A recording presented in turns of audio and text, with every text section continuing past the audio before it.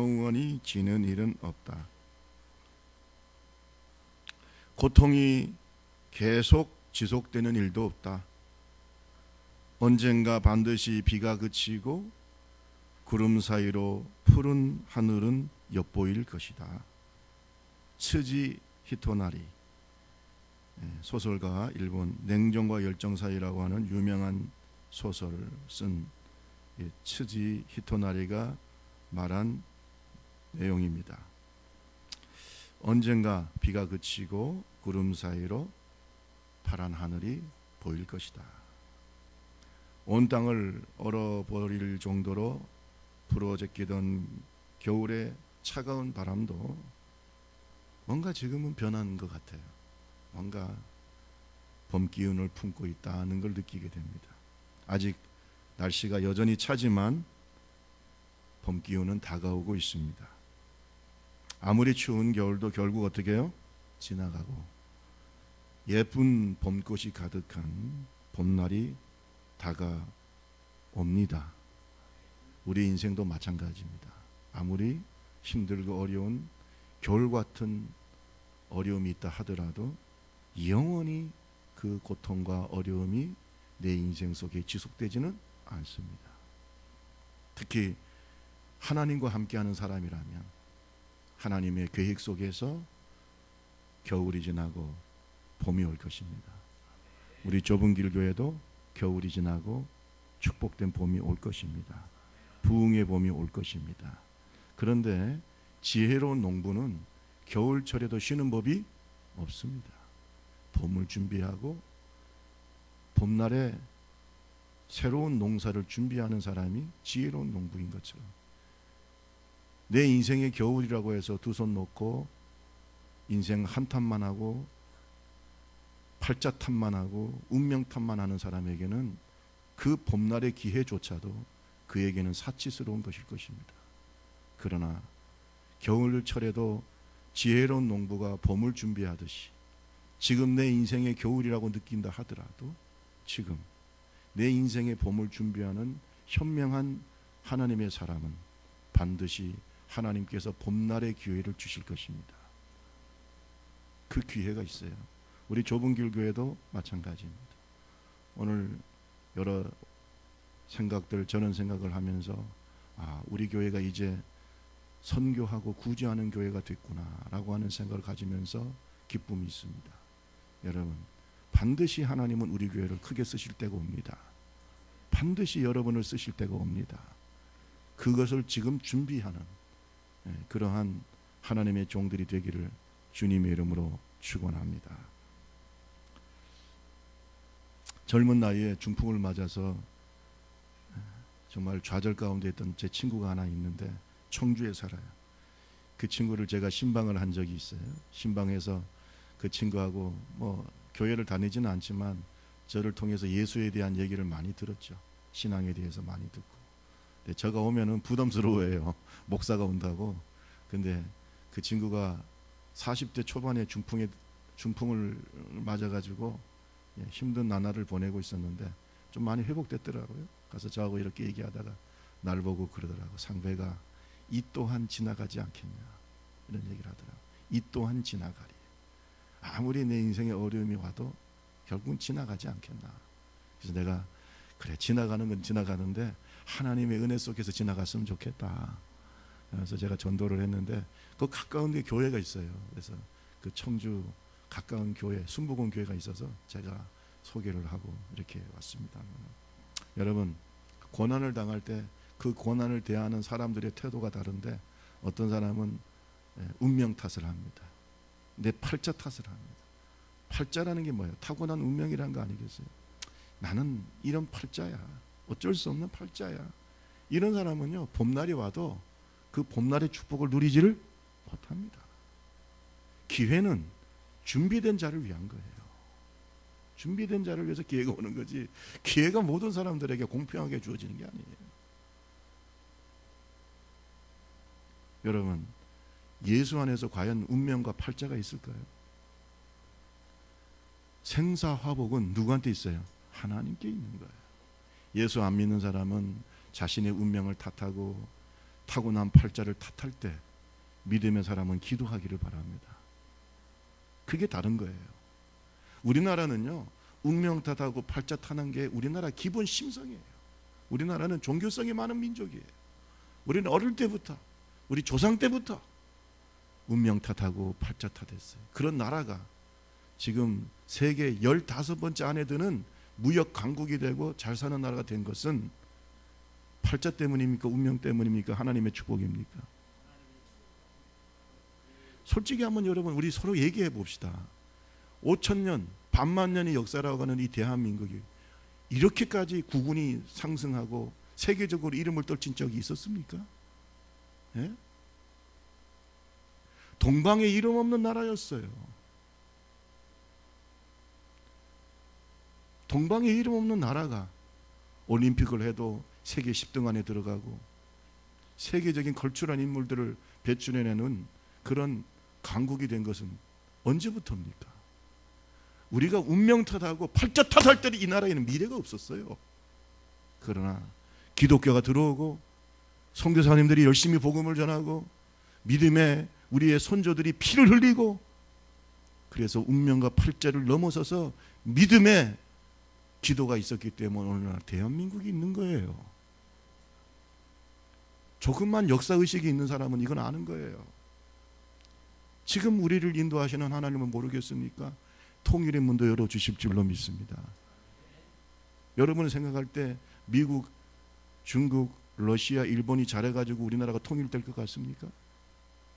저는 6.25 전쟁에 대한 모든 이러한 자료들을 다 보지는 못했지만 상당히 많이 그때 기록되어 있는 그러한 영상들을 다 봤어요. 다 하나님께서 한번 보게 하시는데 며칠을 잠을 안 자고 보게 하시더라고요. 제가 내린 결론이 있어요. 하나님이 보호하사 우리나라 만세야.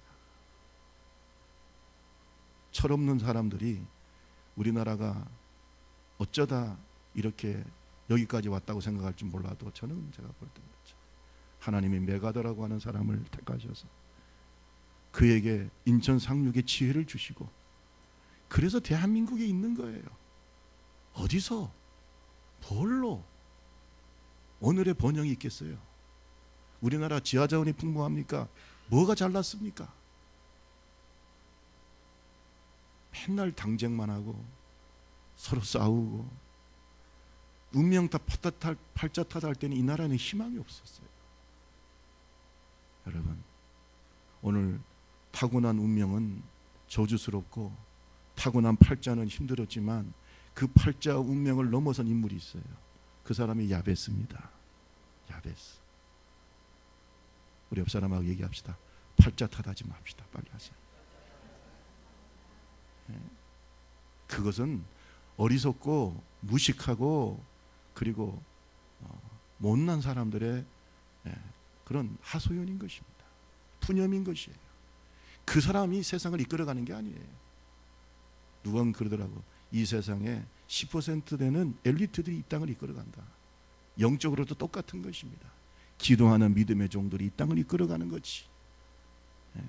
팔자 탓하고 운명 탓하고 자기 인생 탓하고 조상 탓하는 사람들 때문에 이 땅이 잘 되는 것도 아니고 여러분 가정이 잘 되는 것도 아니고 이 교회가 잘 되는 건 아닙니다.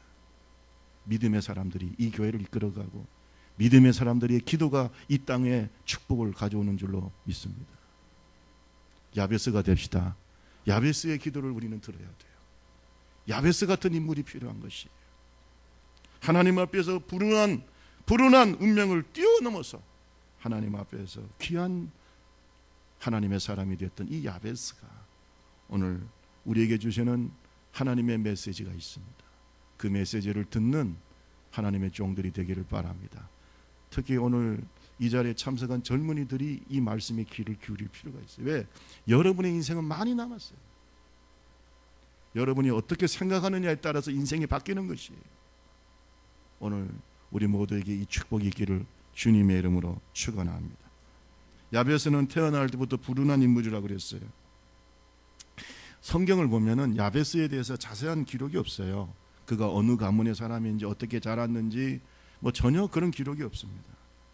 그러나 성경에 이 말씀이 등장한다는 것 자체는 하나님이 의미를 두고 계신다는 거예요. 우리에게 주시는 메시지가 있다는 것입니다. 그런데 어머니가 지어준 그의 이름을 볼 때 그는 태어날 때부터 그렇게 축복받은 사람이 아니에요. 축복받은 존재가 아니다. 우리 다 같이 4장 9절을 한번 읽어보겠습니다. 4장 9절. 야베스는 시작. 야베스는 그의 형제보다 귀중한 자라. 그의 어머니가 이름하여 이르되 야베스라 하였으니 이는 내가 수고로이 낳았다. 야베스라는 말의 뜻이 뭐냐? 고통이라는 뜻입니다. 고통. 아차브라고 하는 히브리 말에서 나온 게 야베스예요. 그 아차브가 고통이에요. 그러니까 야베스 마을 속에는 수고, 고통, 슬픔이라고 하는 아주 부정적인 단어가 담겨 있어요. 여러분 생각해 보세요. 누가 내 자식을 낳았는데 축복된 이름을 지어주고 싶지 이런 이름을 지어주고 싶겠어요? 그런데 아마 어머니가 난산을 한 것 같습니다. 아니면은 그를 낳을 때 그 가정 형편이 굉장히 어려웠던 것 같습니다. 정확하게는 모르지만 굉장히 수고로운 상황에서, 수고로운 마음에서, 기쁘지 않은 마음에서, 즐겁지 않은 마음에서, 감사하지 않는 마음에서 이 아이를 낳고 하나님께 감사하는 마음이 별로 없었던 그런 상황 속에서 야베스를 낳은 거예요. 그래서 야베스의 이름이 슬픔이에요. 고통이에요. 얼마나 저주스러운 이름입니까? 내가 수고로이 낳았다는 것이. 그게 그의 이름이 됐어요. 식구들이 야베스를 볼 때마다 뭐예요? 너 때문에 어머니가 고생했어. 야베스 너 때문에 우리 가정이 힘들었어. 그는 태어나면서부터 야베스였어요. 고통이었어요. 여러분 중에 이런 이름이 있습니까? 참 불운한 사람이에요. 우리는 태어날 때 다 축복된 사람이 되기를 바라고 축복받고 태어나기를 원하잖아요. 당신은 사랑받기 위해 태어난 사람. 이런 찬송을 부르고 싶지 않습니까? 야베스는 전혀 그렇지는 못했어요. 여러분, 우리 인생은요, 태어나면서부터 그렇게 축복된 존재로 태어나지는 못합니다. 우리는 수고와 고통과 슬픔 속에서 이 세상에 태어났습니다. 죄악 속에서 태어났습니다. 그리고 이 죄악 속에서 수고와 고통과 슬픔 속에 살다가 영원한 지옥에 떨어질 수밖에 없는 것이 야베스와 같은 우리의 영적인 처지인 줄로 믿습니다. 우리는 태어나면서부터 죄의 지배를 받아요. 죄의 영향력을 받아요. 하나님의 심판과 죽음의 영향력 속에서 그 하나님의 분노 속에서 우리가 태어납니다. 결국은 인간은 수고롭게 인생을 살다가 죽습니다. 야베스와 다를 바가 없는 사람들이에요. 그래서 시편 90편에 보면 모세가 우리 인생의 이러한 수고로움에 대해서 얘기하고 있습니다. 주께서 우리의 죄악을 주의 앞에 놓으시며 우리의 은밀한 죄를 주의 얼굴빛 가운데 두셨사오니 90편 9절에 보면 우리의 모든 날이 주의 분노 중에 지나가며 우리의 평생이 순식간에 다하였나이다. 우리의 연수가 70이요 강건하면 80이라도 그 연수의 자랑은 수고와 슬픔뿐이요 신속기간이 우리가 날아가나이다. 여러분 보세요. 우리가 죄악 중에 주님 앞에서 살았어. 우리의 죄악이 주님의 얼굴빛 앞에 있습니다. 주님의 분노 중에 내 인생이 살아 순식간에 지나갑니다. 우리의 연수가 70이요 강건하면 80이라도 우리가 자랑할 것은 수고와 슬픔뿐이라고 그랬습니다. 이게 하나님의 사람 모세의 고백인 거예요. 여기에 여러분께서 이의를 제기할 사람이 있습니까? 나사로 앞에서, 나사로의 죽음 앞에서, 나사로의 무덤에서 눈물을 흘리신 예수님의 모습을 생각해 봅시다. 사랑하던 형제 나사로가 죽었습니다. 예수님께서 나사로의 무덤으로 가까이 갈 때 마리아가 예수님의 발을 붙잡고 웁니다. 주님이 여기 계셨다면 내 오라비가 죽지 않았을 것입니다. 그 옆에 있는 온 유대인들이 함께 웁니다. 마리아가 울고 마르다가 울고 옆에 있는 유대인들이 울고 그 우는 모습을 보고 예수님께서 그 심령이 비통하게 되셔가지고 불쌍히 여기셨다고 성경은 말합니다. 요한복음 11장 34절 말씀에 주님이 말씀하십니다. 그를 어디에 두었느냐? 주님 와서 보시옵소서. 예수께서 눈물을 흘리시더라. 여러분, 예수님의 눈물이 무슨 의미가 있다고 생각하세요? 죄와 사망 가운데 죽을 수밖에 없는 인간의 처참한 처지에 대해서, 인간의 이런 운명에 대해서, 이런 팔자에 대해서 우리 주님께서 비통해 하시는 거죠. 죄의 영향력이 얼마나 큰지. 수고와 슬픔뿐인 인생을 생각할 때 우리 주님이 자비로운 마음으로 우신 겁니다. 지금도 우리의 인생의 고통과 수고 속에서 살아가는 우리의 모습을 바라보면서 우리 예수님께서 웃으실 거라고 생각하십니까? 눈물을 흘리실 거라고 생각하십니까? 주님은 다 아십니다. 우리가 수고로의 인생을 살고 있다는 걸 다 알고 계시는 거예요.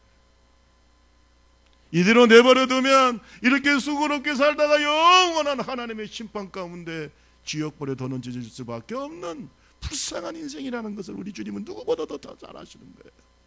주님의 눈물의 의미를 깨닫기를 주님의 이름으로 축원합니다.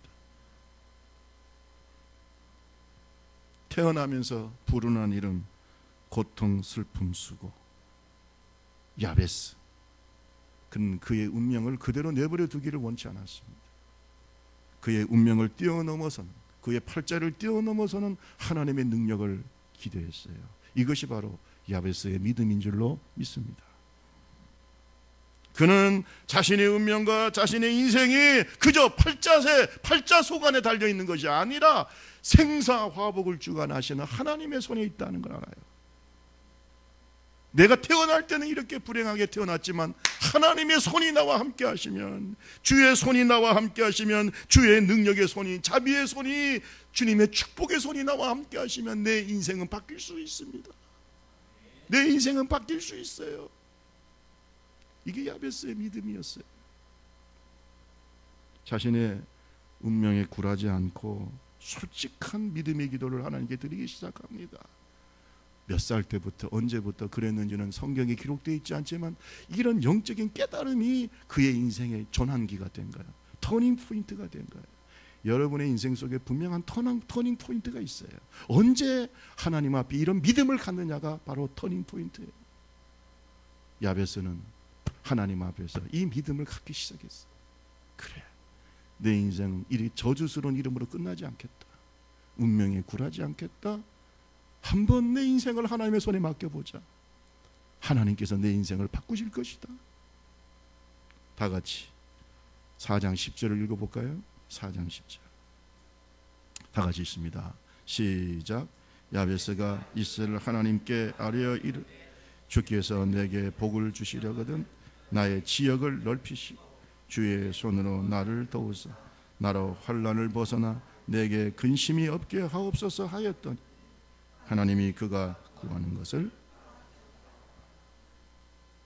여러분, 야베스는 하나님 앞에 무릎을 꿇고 이렇게 얘기합니다. 살아계신 하나님, 나에게 복을 주시옵소서. 나에게 복을 주세요. 나는 타고난 사람 운명, 나는 타고난 내 이름의 저주입니다. 수고입니다. 슬픔입니다. 나 때문에 우리 어머니가 죽을 뻔했고 내 가정에 큰 고통이 있었습니다. 그러나 나는 이렇게 인생 살지 않겠습니다.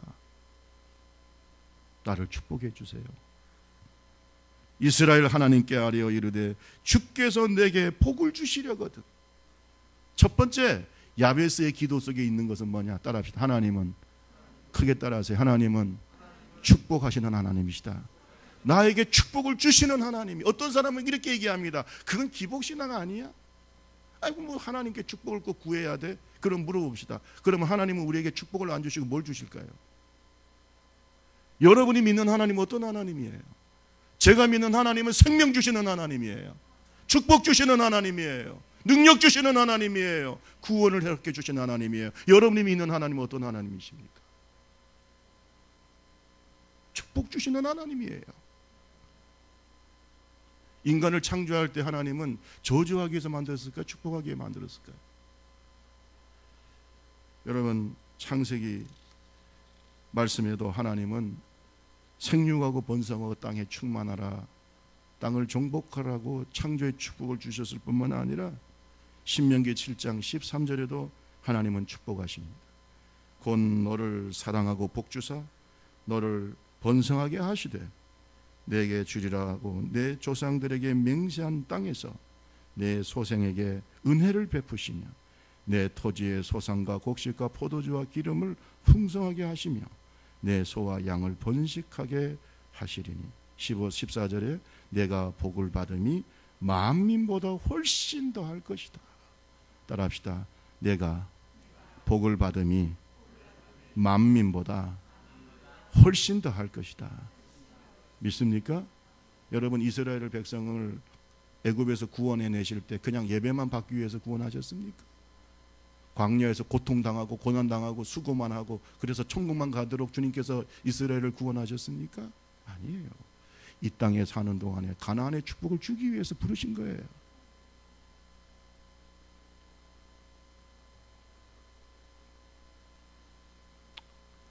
이스라엘 백성들이요, 애굽에서 나올 때 그냥 빈손으로 나온 게 아닙니다. 그들이 400년 동안 그들의 노예 생활, 종살이를 했어요. 쉽게 말하면 거의 무보수로 서비스를 했어요. 하나님께서 그들이 수고한 것에 대한 보상을 받게 하셨어요. 애굽 사람한테 구한 것을 다 받게 하셨어요. 있습니까? 그래서 어떤 사람은 금도 주고 은도 주고 의복도 주고, 애굽 사람들이 이스라엘 백성들이 나올 때 지겨웠어요. 10가지 재앙을 당하다 보니까 빨리 나갔으면 좋겠다. 그러니까 그냥 다 자기들 걸 주면서 빨리 나가라 이거예요. 빨리 나가라. 그러면서 그냥 하나님께서 이스라엘 백성들이 400년 동안 미뤄진 월급을 다 받게 하신 줄로 믿습니다. 아멘은 그렇게밖에 안 하시면 그냥 그렇게만 축복받으세요. 저는요, 하나님을 볼 때 무섭습니다. 그동안 밀린 월급 다 주신 거예요. 중요한 건 뭐냐면 그것으로 가지고 뭐 했어? 성막을 만들었어요. 그것이 없으면 뭘로 성막을 만들 거예요? 빈손으로 나왔으면 뭘로 성막을 만들 거예요? 뭘로 주의 일을 할 것입니까, 여러분? 하나님이 축복하지 않으면 무엇으로 선교를 합니까? 무엇으로 교회를 리모델링 합니까? 하나님 일을 무엇으로 할 겁니까? 하나님이 건강을 주셔야 되는 거예요. 하나님 물질을 주셔야 되는 거예요. 김상배 목사가 딱 쓰러져 가지고 병원에 계속 누워 있으면 여러분 저를 도대체 몇 개월 동안 찾아오겠습니까? 몇 달 동안 찾아오다가 장로님을 중심으로 해, 죄송합니다 장로님, 진짜 그렇다는 게 아니고 그럴 거라는 거예요. 당회가 열릴 겁니다. 우리 목사님 벌써 저기 쓰러지신 지가 몇 달이 되었으니 우리가 새로운 목사님을 모셔야 되지 않겠냐? 분명히 당회가 열릴 거예요. 건강이 없다면 어떻게 주의를 하겠습니까? 여러분 물질이 없으면 어떻게 하나님께 헌신하겠습니까? 하나님께 복을 달라고 하는 게 믿음이에요. 왜 다른 것한테 복을 구합니까? 다른 우상들한테 복을 구합니까? 부처가 무슨 힘이 있다고 그 앞에서 등을 만들고 복을 구합니까? 복을 주시는 분은 하나님이에요. 복을 위해서 기도하는 것이 믿음이 없는 겁니까? 믿음이 있는 것입니까? 여러분 잘 들으세요. 우리가 우리의 욕심을 위해서 복을 구하는 것은 기복신앙이지만 하나님의 영광을 위해서 주님 복을 주세요. 하나님 나에게 복을 주셔서 선교하게 해주세요. 주의 일을 하게 해주세요. 섬기게 해주세요. 아멘. 우리 청년들은 믿음의 가정을 이루어서 하나님께 헌신하게 해주세요. 그게 무슨 기복신앙이에요? 그게 믿음인 거예요. 하나님은 축복의 하나님이에요. 이 땅에 사는 동안에 지질이 궁상 떨다가 가난하고 지질이 궁상 떨다가 적당히 천국만 가는 게 우리의 믿음이 아니에요. 하나님이 여러분을 축복하기를 바랍니다. 축복하기를 바랍니다. 이것만을 추구해서는 안 되지만 이게 하나님을 믿는 것이 믿음이에요. 야베스는 뭘 믿었어요? 그걸 믿었어요. 하나님은 나에게 뭘 주신다고요? 복을 주시는 하나님. 나에게 복을 주세요. 하나님은 우리가 진토임을 아신다고 그랬어요. 진토가 뭡니까? 흙이에요. 연약한 겁니다. 우리에게는 필요한 것이 너무나 많아요. 이 땅에 그 필요한 것을 채워주기를 원하시는 분이 우리 아버지신 줄로 믿습니다. 따라합시다. 나는 흙이다. 나는 흙이에요. 흙으로 돌아갈 것입니다. 그동안에 하나님께서 이 땅에서 우리가 하나님의 일을 마음껏 할 수 있도록 누리도록 축복하시는 하나님이심을 믿습니다.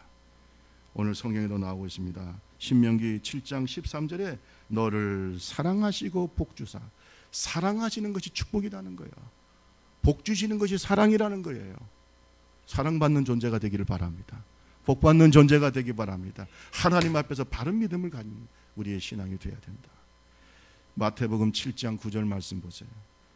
마태복음 7장 9절에서 11절 말씀에 보면 너희 중에 누가 아들이 떡을 달라 하는데 돌을 주며 생선을 달라 하는데 뱀을 줄 사람이 있겠느냐.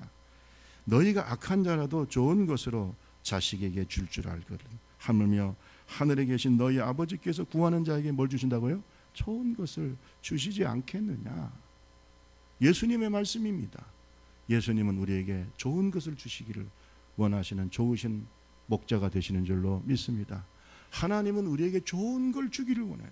2019년도 여러분이 구하는 것에 가장 좋은 것을 하나님이 주시기를 주님의 이름으로 축원합니다. 하나님은 여러분에게 좋은 것을 주실 것입니다. 믿습니까? 구하는 자에게 좋은 것을 주실 것입니다. 축복의 하나님이에요. 그런데 다른 성경에 보면 이 좋은 것 중에 가장 좋은 것이 뭔지 아세요? 성령이에요. 어떤 사람은 아이고 목사님 나는 성령 충만하지 않아도 돼. 어리석은 사람이에요. 불쌍한 인간이에요. 저렇게밖에 생각을 못하는가. 여러분 성령만큼 제일 좋은 은혜는 없어요. 왜? 성령님은 하나님 자신이에요. 하나님 자신을 주겠다는 것보다 더 좋은 축복이 어디 있어요? 여러분 인간이 돈으로 만족할 수 있을까요? 세상에 어떤 명예로 만족할 수 있을까요? 제가 여러분한테 간증한 적이 있습니다. 제가 박사학위를 받을 때 세상에서 제일 행복한 사람인 줄 알았어요. 딱 한 달 좋아요. 한 달 박사다. 아무도 알아주는 사람도 없어. 그냥 혼자서 그냥 가운 보면서 모자 한번 써보면서 이야 박사다. 딱 한 달 좋아요. 한 달 지나고 나니까 아무것도 아니에요. 그걸로 내가 만족할 수 있는 존재가 아니에요. 이번에 한국실천신학교 회장이 되는데 뭐 좋아요. 뭐 지성인들이 모여 있는 데서 제가 회장이 되니까 좋겠죠. 저는 알아요. 이거 몇 달 간다? 한 달. 유효 기간이 한 달이야. 이거 누가 옆에서 회장님 하면 딱 한 달 딱 좋을 거예요. 여러분 어리석은 자가 되지 맙시다. 그게 그렇게 중요한 게 아니에요. 하나님 일을 하라고 하는 거지 그게 뭐 그렇게 중요합니까? 저를 누가 박사라고 부르는 사람 많아요. 근데 박사로 부르는 것보다 목사로 부르는 게 더 나아요. 훨씬 더 저는 감사하게 생각해요. 왜? 박사는 사람이 주는 거지만 목사는 누가 주시는 거예요? 하나님이 주시는 거잖아요. 네?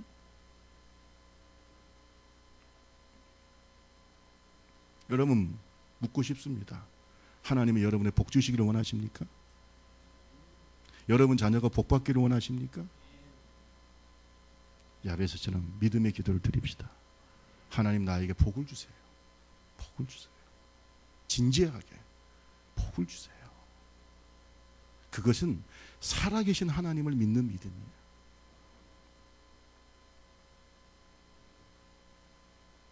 시편 103편 15절 말씀에도 보면 아비가 13절에 보면 아비가 자식을 불쌍히 여김 같이 여호와께서 자기를 경외하는 자를 불쌍히 여기시나니 이는 저가 우리의 체질을 아시며 우리가 진토임을 기억하시미로다.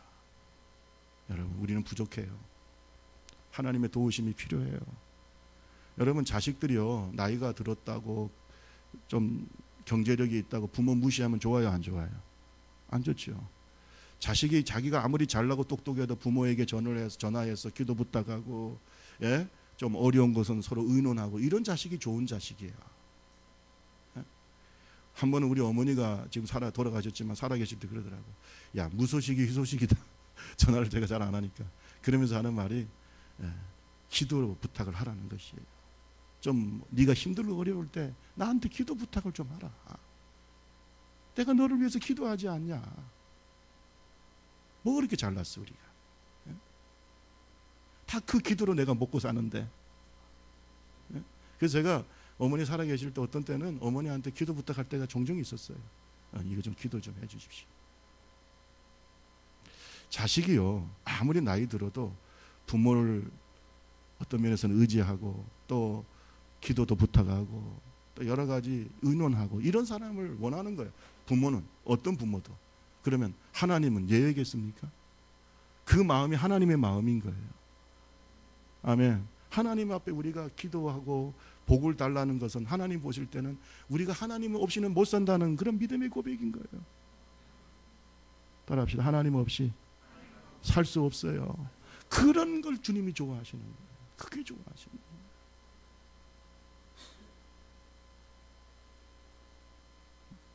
믿음의 눈으로 성경을 보면 하나님이 보이는 거예요. 우리 옆 사람 한번 얘기합시다. 축복의 하나님을 믿읍시다. 한번 해보세요. 아니면 혼자 한번 살아보세요. 하나님 도움 없이 한번 잘 살아보면 이게 하나님이 얼마나 나에게 필요한 분인가를 알 수 있겠죠.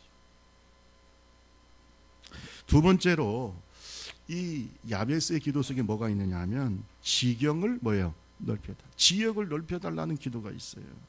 여러분 다른 성경에 보면은 많은 땅을 주시옵소서 이런 말이에요. 많은 땅을 주시옵소서. 여러분 이스라엘 백성들에게 땅은 뭡니까? 기업이에요. 이 땅에서 잘 되고 형통하게 해달라는 말씀이에요. 믿습니까? 이 땅의 기업을 말하고 하늘나라의 기업을 말하는 게 아니에요. 이 땅에서 내가 먹고 살 수 있도록 축복해 달라는 거예요. 여러분 축복에 파묻히지는 마시고 그 축복을 누리시기를 주님의 이름으로 축원합니다. 어떤 사람은 축복을 받을 자격이 없는 사람이 넘치는 축복을 받아가지고 그 축복을 관리를 못해가지고 축복 때문에 망하는 사람이 있어요. 이것은 제가 볼 때 그래요. 기도 없이 받은 축복이다. 오늘 저와 여러분들이 기도해서 하나님이 주시는 축복은 충분히 우리가 관리할 수 있어요. 여러분의 지경을 넓혀주시기를 바랍니다. 여러분에게 많은 땅을 주시기를 바랍니다. 하나님께서 여러분의 기업에 축복을 주시기 바랍니다. 여러분 자손들이 하는 손으로 하는 모든 수고가 헛되지 않고 잘되고 형통하기를 원합니다. 아멘 할 때까지 계속할 생각이니까 여러분이 있는 기업이 잘 되기를 원합니다. 여러분이 헌신하는 기업이 번창하기를 바랍니다. 여러분이 하는 사업에 하나님의 축복이 임하기를 바랍니다. 거래처가 잘 되기를 바랍니다. 이게 복의 근원이에요. 나 때문에 다른 사람이 복을 받아. 내가 복을 받는 것도 있지만 나 때문에 다른 사람들이 하나님의 축복을 같이 누리는 거예요. 여러분 저주 덩어리가 됐으면 좋겠어요? 축복 덩어리가 됐으면 좋겠어요? 복 덩어리가 됐으면 좋겠습니까? 아니면 우왕거리가 됐으면 좋겠어요? 저기 들어와가지고 안 돼. 저기 들어와가지고 우리 집안도 안 된다. 저기 들어와서 우리 사업도 안 된다. 저기 들어와. 여러분 그런 말 들으면 좋겠습니까? 야베스가 원래는 처음에 그런 사람이에요. 저기 태어나가지고 우리가 안 됐어. 야베스라는 말이 그렇잖아요. 수고와 슬픔과 고통이 너 때문에 우리 부모가 고통당하고 너 때문에 우리 집안이 안 됐죠. 이게 야베스의 이름이요. 우왕거리였어요. 태어날 때부터 그는 우왕거리였어요. 저주의 이름이라고요. 근데 야베스가 말합니다. 하나님 나의 이름이 축복의 이름이 되게 해주시옵소서. 지경을 넓혀주세요. 내가 복을 받을 뿐만 아니라 나 때문에 다른 사람도 복을 받을 수 있는 복의 근원이 되게 해주세요. 복덩어리가 되게 해주세요. 내가 들어가는 사회가 잘 되고 내가 들어가는 공동체가 잘 되고 내가 들어가는 사업체가 잘 되고 내가 있는 곳에 나를 통해 다른 사람들 다 잘 되고 이런 아름다운 축복의 영향력을 미치게 해주세요. 여러분 얼마나 아름다운 기도입니까? 우리 옆 사람하고 한번 이렇게 하면 되겠어요. 우왕거리가 될래요? 축복의 사람이 될래요? 하고 한번 물어보세요. 뭐가 되고 싶습니까? 여러분 인생 한 번 사는 거예요. 인생 한 번 사는 거예요. 저는 항상 기도합니다. 하나님 제가 있는 곳에 복이 있게 해달라. 하나님의 은혜가 있게 해달라. 하나님의 축복이 있게 해달라. 그게 왜 나쁜 기도일까요? 이것이 성경의 말씀에 기록된 야베스의 기도예요.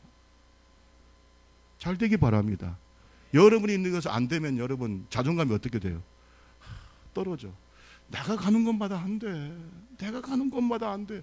잘 됐던 기업도 내가 들어가면 망해버려. 여러분 그 사람은요 살 인생에 소망이 없어지는 거예요. 한번 생각해 보세요. 잘 되던 기업인데 내가 들어가서 안 돼. 얼마나 사장님한테 미안하겠어요. 자기가 특별히 잘못한 건 없지만 사장이 가끔씩 이런 말을 해요. 야, 네가 들어올 때 오기 전엔 잘 됐는데 네가 들어와서 이상하다. 왜 이렇게 안 되냐? 만약 이런 소리 듣는다면요 그 사람이 마음이 어떻게 되겠어요? 그런데 사장님이 야, 너 때문에 뭔가 잘 되는 것 같아. 우리 그런 말 하잖아요. 사람을 몰고 다니는 사람이 있다고. 그죠? 식당에 가도 그 사람이 들어가고 나면 손님들이 어떻게 해요? 막 들어와. 어떤 때는 막 들어와. 그러면 그분이 기분이 좋아지는 거예요. 야, 내가 사람을 몰고 다니는 사람인 것보다. 우리 사람의 마음은 다 그런 거예요. 내가 복을 주고 싶고, 아멘, 복된 하나님의 사람이 되고 싶은 것이 다 사람의 인지상정인 거예요. 여러분 때문에 좁은 교회가 복받기 바랍니다.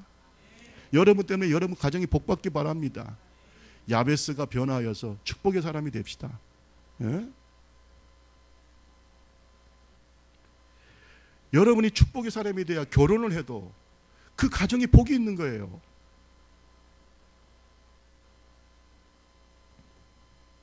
창세기 49장 25절 말씀 보세요. 창세기 49장 25절. 내 하나님, 내 아버지의 하나님께로 말미암아 그가 너를 도우실 것이요 전능자로 말미암나니 그가 내게 복을 주실 것이라. 위로 하늘의 복과 아래로 깊은 샘의 복과 젖먹이는 복과 태의 복이로라. 복이 몇 번이나 나옵니까? 세어봤어요? 복이 몇 번이나 나옵니까? 굳이 세지 마세요. 예. 여러분, 하늘의 복은 신령한 복이에요. 아멘. 그 다음에 아래로 깊은 샘의 복은 기업의 복이에요. 이 땅에서 하나님이 주시는 복이에요. 샘은 기업이에요. 땅이에요. 그 다음에 젖먹이는 복과 태의 복은 자식의 복이에요. 하나님의 복은 perfect blessing, 온전한 축복인 거예요. 믿습니까? 영혼도 잘 되고 범사도 잘 되고 육체적으로도 강건한 축복이 있기를 주님의 이름으로 축원합니다. 세 번째로 야베스의 기도 속에 뭐가 있냐? 따라합시다. 평안을 주세요. 주님, 내가 평안을 주세요. 여러분, 우리 인생이라는 것이 원래 고난의 바다를 사는 거 아니겠어요? 고통의 바다. 불교에서는 고해라고 하잖아요. 근데 야베스는 환난과 근심이 많았던 것 같습니다. 그때 그 당시에 이스라엘은 꼭 그 중간 정도, 우리나라 같이 똑같이 지정학적으로 북쪽과 남쪽을 이어가는 다리 역할을 해요. 그러다 보니 언제 전쟁도 많고 고난도 많고 환난도 많고. 야베스는 하나님께 이렇게 기도합니다. 주님, 내가 살 동안에 나에게 환난과 근심을 좀 벗어나게 해 주십시오. 하나님 앞에 평안한 삶을 구한 줄로 믿습니다. 여러분, 하나님의 샬롬이 임하기를 바랍니다. 저는 하나님께 기도하고 있어요. 여러분도 기도하시겠죠? 김상명 목사가 이 땅에 사는 동안에 통일을 좀 이루어 주세요. 좀 제가 태어나기 전에 전쟁이 일어났지만 제가 태어나고 나서 이 땅에 사는 동안에 이 한반도가 통일되는 걸 좀 보게 해주세요. 그 기도가 얼마나 아름다운 기도예요. 여러분 생각해 보세요. 하나님의 샬롬이 임하게 해주세요. 새벽마다 부르짖잖아요. 예? 하나님의 평화가 이 땅에 임하게 해주세요. 동족이 더 이상 총뿌리를 대고 싸우지 않고 이 땅에 다시는 6.25와 같은 정말 어처구니 없는 전쟁이 일어나지 않게 해주세요. 강대국들이 자기들이 만든 무기를 이 한반도에다 쏟아붓지 않게 해주세요. 사람의 힘으로 됩니까? 하나님의 역사입니까? 하나님이 주시는 평화가 있어야지. 이번에 북미 회담이 열리는데 한반도의 항구적인 평화를 위해서는 기도하시기 바랍니다. 정파를 떠나서 우리는 이 땅을 이끌어가는 대통령에게 지혜를 달라고 제발 좀 기도합시다. 대통령이 잘못된 결정을 하게 하고 미국, 일본, 그 다음에 뭐 중국, 러시아 때문에 이 땅이 운명이 결정되는 게 아닙니다. 하나님이 하시는 거예요. 하나님이 하시는 거예요. 평화를 구합시다. 그리고 여러분과 저의 인생 속에 환난과 고통이 없기를 주님의 이름으로 축원합니다. 평화가 임하기를 바랍니다. 우리 좁은 길교회 다시는 우환이 없고 평화가 넘치는 교회가 되기를 바랍니다. 교회 중에 여러분 100년, 200년 되는 교회들을 보면요, 세대 교체할 때마다 교회가 평화로웠어요. 여러분들은 교회를 얼마나 연구하시는지 몰라도 저는 교회를 전문적으로 연구하는 교수입니다. 목사입니다. 연구를 해보면 성장하는 교회들, 특히 100년, 200년 가는 교회들은요, 성장의 마디마디가 있어요. 그게 바로 세대 교체예요. 담임 목사님이 또 바뀌는 이 세대 교체 기간에 평안해요. 뭔 말인지 아시겠어요? 그때가 평안해. 그래서 그 전통이 어떻게 해요? 자연스럽게 어떻게 해요? 이어가. 여러분, 오늘 야베스처럼 환난과 근심이 우리 좁은 교회에 다시는 없도록 기도합시다. 이게 왜 축복이 아닙니까? 이보다 더 큰 축복이 어디 있어요? 우리 교회가 평화로워야 자꾸 사람들이 어떻게 해요? 주변에 있는 영혼들이 들어올 거 아니에요. 맨날 싸우는 교회, 갈등하는 교회, 다투는 교회 누가 들어옵니까? 앞으로 우리 교회는 평화가 넘치는 교회가 되기를 주님의 이름으로 축원합니다. 세대와 세대의 갈등이 없기를 바랍니다. 서로 소통하는 교회가 되기를 바랍니다. 주님의 평화가 임하기를 바랍니다. 어떤 사람은 말해요. 목사님, 소통할 때는요, 소통하는 기술이 있어야 돼요. 물론 제가 그것을 가르치는 사람이니까 필요하죠. 그러나 제일 중요한 건 내 마음이 편해야 소통도 잘 되는 거예요.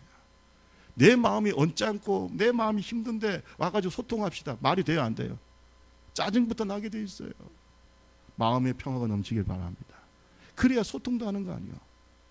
좁은 교회가 평화로워야 세상을 향해서 복음도 전하는 거고. 믿습니까? 우리 옆 사람하고 한번 얘기할까요? 하나님의 평화가 임하기를 바랍니다. 평화로운 사람이 되세요. 또 우리가 평화의 도구가 되기를 주님의 이름으로 축원합니다. 환난과 근심이 있는 곳에 우리가 갈 때마다 평화의 씨앗이 떨어지고 평화의 도구가 되고. 지금 미얀마에 있는 막 목사님이 기다리고 있어요. 김상민 목사가 오면 하나님의 평화가 같이 올 거라. 예.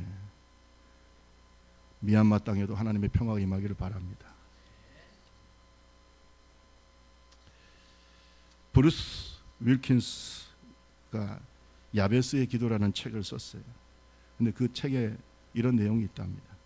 존이라는 사람이 천국에 가서 베드로의 안내를 받으면서 천국을 구경합니다. 여기저기 구경하는데 이상하게 생긴 건물이 하나 있어요. 근데 베드로가 그 건물에는 절대 들어가지 못하게 해요. 이상하게 생긴 건물이에요. 딱 보니까 건물이 쭉 창고 같은 큰 건물인데 창문은 없고 문이 딱 달랑 한 개 있어요. 창문은 없고 뭐가 있다고요? 문이, 출입구 문이 딱 하나 있어요. 자, 저기 뭐냐.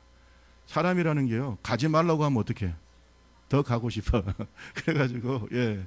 그래서 베드로한테 요청을 합니다. 아, 베드로 사도시여, 내가 저기 한번 들어가고, 아니, 들어가지 마시오.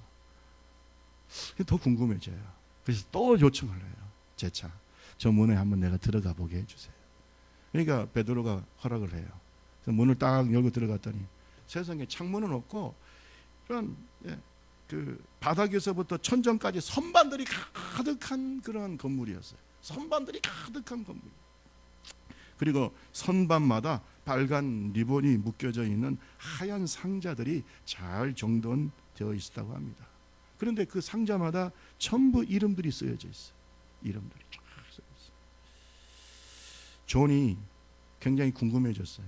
베드로한테 묻습니다. 제 상자도 있나요? 베드로가 끄덕거리죠. 있다. 제 상자를 보고 싶습니다.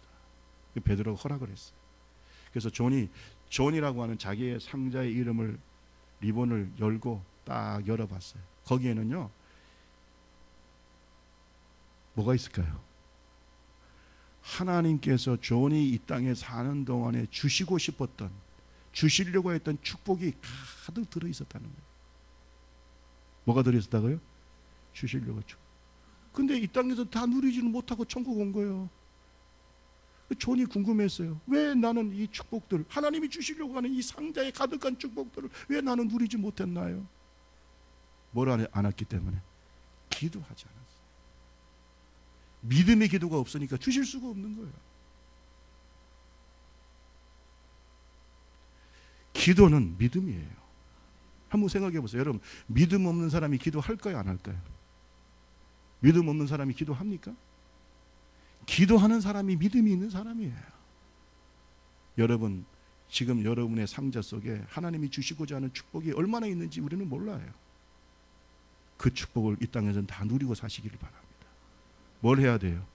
기도해야 돼요. 믿음의 기도, 야베스처럼 하나님 나에게 축복을 주세요 라고 기도를 하세요. 그게 믿음이에요. 고통이라는 이름에서 출발해서 야베스의 인생은 뭐로 끝납니까? 존귀한 자로 끝납니다. 따라합시다. 존귀. 성경에 보니까 자기 모든 형제들보다 뭐한 자라고 그랬어요? 존귀한 사람. 고통에서 시작된 그의 운명이 존귀한 인생으로 바뀐 줄로 믿습니다. 무엇으로 바뀌었어요? 기도로, 믿음으로 바뀐 거예요. 지금도 여러분의 운명을 바꾸는 사람은 믿음의 사람들이에요.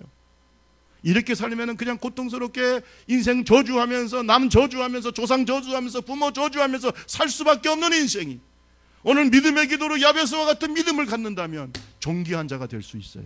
존귀한 운명이 될 수 있어. 존귀한 인생이 될 수 있어. 존귀한 가문이 될 수 있어. 존귀한 교회가 될 수 있어요. 내가 어떤 믿음을 갖느냐가 중요한 거예요. 그 믿음의 기도로 하나님의 축복의 문을 여시기를 바랍니다. 기도는 하나님의 축복의 창고를 여는 황금 열쇠라고 그랬어요. 하나님은 기도할 때까지 기다리시는 거예요. 왜? 그게 믿음이니까. 하나님이 믿음 없는 자를 축복한 적이 없어요. 왜? 믿음 없는 자에게 축복을 해봐야 감사할까요, 안 할까요? 감사하죠. 자기가 잘나서 받는 복인 줄 알지 하나님이 주셨다고 생각하지 않아. 그러나 기도해서 받는 복은 하나님이 주신 걸 아는 거예요. 그게 차이가 있어요. 믿음으로 받읍시다. 히브리서 11장 6절 말씀에 믿음이 없이는 하나님을 기쁘시게 못하나니 하나님께 나아가는 자는 반드시 그가 뭐예요? 계신 것과 자기를 찾는 자들에게 상 주신 이심을 믿어야 할지니라. 하나님이 계신 것과 상 주시고 축복 주시고 응답 주신 하나님을 믿는 자에게 하나님은 기뻐하시는 줄로 믿습니다. 불임으로 고통당하는 한나 있습니다. 한나는 자식이 없었어요. 그러니까 여러분, 이것은 불행한 여자인 거예요. 옛날에 자식을 낳지 못하면요, 남편이 새 아내를 얻을 수 있었어요. 대를 잇기 위해서. 그래서 분이나라고 하는 여자를 얻었잖아요. 한나가 할 말이 없어요. 자기는 자식을 못 낳으니까. 한번 물어봅시다. 불행한 여인입니까? 행복한 여인입니까? 분명히 불행한 여인이에요. 그는 그러나 그 불행 속에 무릎을 꿇지 않아요. 그는 성전에 왔어요. 그리고 하나님 앞에 눈물로 기도합니다. 내가 비록 불행한 여인으로 태어났지만 행복한 여인이 되게 해주세요. 누가 바꿀 수 있어요? 하나님이 바꿀 수 있어요. 하나님이 바꿀 수 있죠. 얼마나 기도했는지 엘리 제사장이 와보니까 저 술 취한 여자가 와있다. 얼굴이 빨개가지고 입을 딸싹거리면서 고개를 덜덜덜 떨면서 기도하는 그 모습이 꼭 술 취한 여자 같아. 엘리가 와가지고 말하면, 야, 대낮인데 네가 술 취해서 성전에서 뭐하냐? 아닙니다. 저는 마음이 괴로운 여자입니다. 내가 하나님 앞에 내 마음을 통하고 있습니다. 내 마음을 토해내고 있어요. 내가 내 인생의 불행을 이제는 행복으로 바꾸고 싶어요.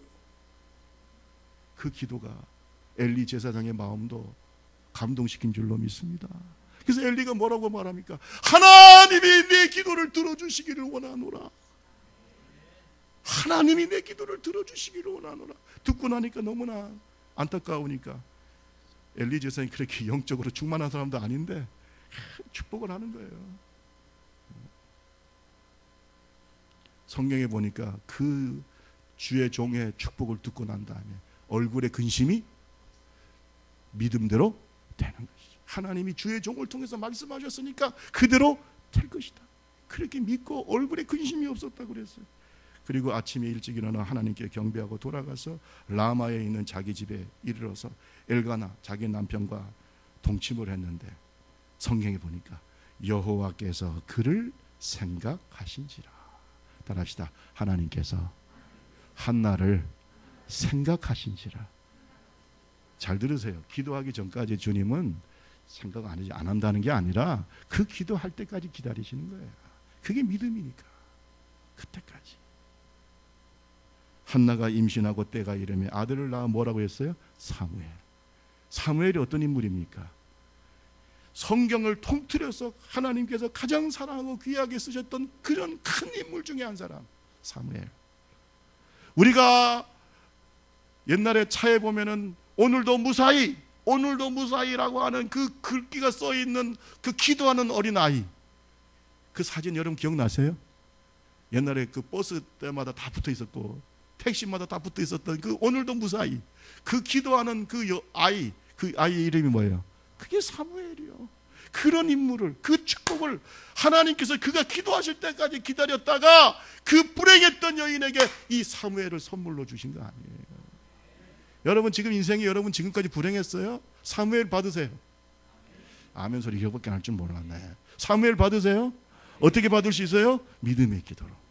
믿음의 기도. 야베스 한나와 같은 믿음의 기도. 하나님은 살아계심을 믿고 기도하라 이 말이에요. 반드시 하나님이 주시는 하나님이다. 뿐만 아니라 하나님은 사무엘을 그에게 한나가 하나님께 믿음대로 바쳤을 때에 그에게 세 아들과 두 딸을 더해 주셨다. 아기를 낳지 못하는 여자가 사무엘을 주셨을 뿐만 아니라 세 아들과 두 딸을 더해 주시는 하나님. 그럼 우리는 이렇게 생각할 수 있잖아요. 진작 주시지. 진작 주시지. 그게 하나님의 섭리야. 하나님 우리 아버지세요. 우리가 뭘 갖기를 원하십니까? 믿음을 갖기를 원하시는 거예요. 여러분, 믿음이 없이는 하나님을 기쁘시게 못합니다. 여러분의 믿음대로 축복하실 줄로 믿습니다. 말씀을 마치겠습니다. 오늘 야베스가 이스라엘 하나님께 아뢰어 이르기를 주께서 내게 복을 주시려거든 나의 지역을 넓히시고 주의 손으로 나를 도우사 나로 환난을 벗어나 내게 근심이 없게 하옵소서 하였더니 하나님이 그가 구하는 것을 허락하셨더라. 4장 10절 말씀. 하나님께서 그가 구하는 것을 허락하셨더라. 하나님은 우리가 진토인 것을 잘 알아요. 우리는 완전하지 않는 죄인이고 우리는 불쌍하고 어리석고 또 부족한 사람들입니다. 우리에게 필요한 것이 많아요. 하나님께서 그것을 주실 줄로 믿습니다. 누구에게 주시는가? 믿음으로 기도하는 자, 믿음이 있는 자에게 하나님의 축복이 임하는 줄로 믿습니다. 내 인생이 왜 이러는가? 왜 이렇게 꼬이는가? 나는 태어날부터 야베스와 같이 고통과 슬픔과 수고를 줬던 사람이다 라고 여러분의 인생을 탓하고 운명과 팔자를 탓한 사람이 있다고 한다면 여러분 운명과 여러분의 팔자를 넘어설 수 있는 길이 있어요. 그것이 바로 복 주시는 하나님을 믿는 거예요. 복 주시는 하나님을 믿는 거예요. 그 믿음이 여러분을 바꿀 것이에요. 수고와 고통과 슬픔밖에 없었던 야베스를 존귀한 사람으로 만든 그 축복이 2019년도 우리 좁은 길 교회와 오늘 이 자리에 말씀을 듣는 우리 모두에게 임하기를 주님의 이름으로 축원합니다. 다 같이 기도하겠습니다. 말씀 생각하면서 기도합니다. 하나님, 내 인생이 야베스와 같았어요.